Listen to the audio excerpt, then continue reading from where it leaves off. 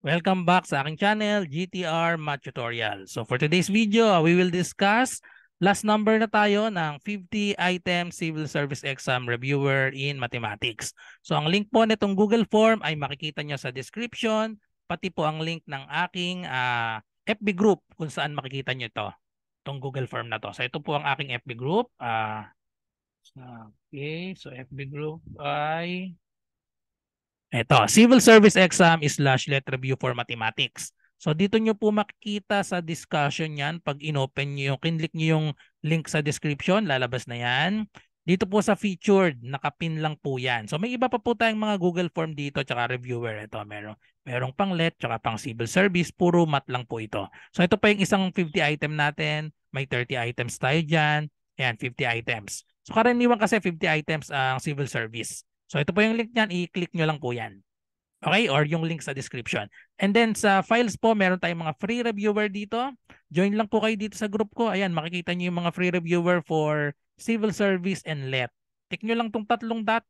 Ayan, makita nyo na yung download. Okay, so sagutan na natin ang last item natin para sa Google Form na ito. So ito ay tungkol sa ratio and proportion. Mike can eat a quarter of pizza in 1 minute. How long does it take Mike to eat 1 pizza and a half? Okay, so sagutan na natin. Ito lang ay simpleng ratio and proportion.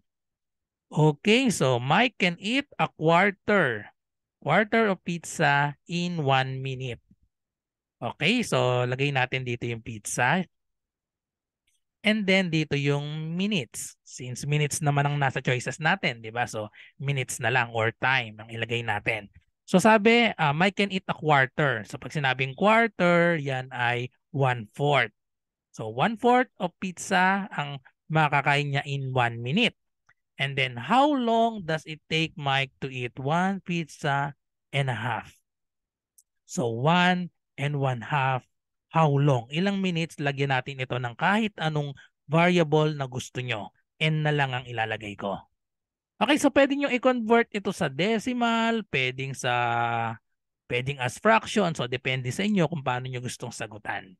Okay, so ang gagawin ko dito, i-convert ko lang muna ito sa improper fraction, 1 and 1/2 kasi. So convert natin sa improper fraction. So all we have to do, i-multiply lang natin ito.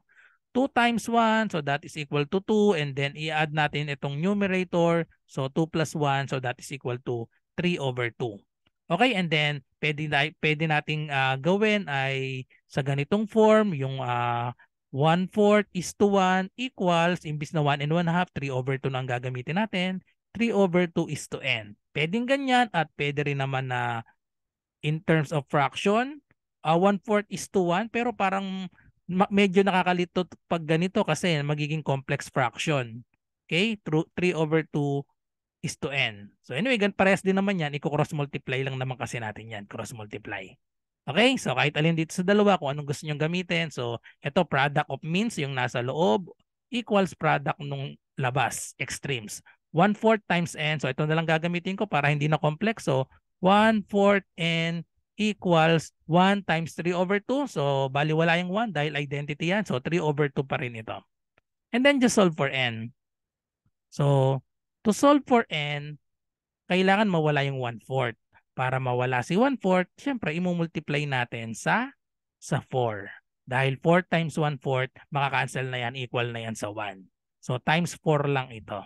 Okay, so 4 times 1/4, 1 na lang. So, therefore, n is equal to, so i-divide muna natin or kahit saan naman dahil maliliit na number lang yan. 3 times 4, so we have 12/2. So 3 times 4, 12 divided by 2. So 12 divided by 2, therefore n is equal to 6 minutes. So the correct answer is 6 minutes.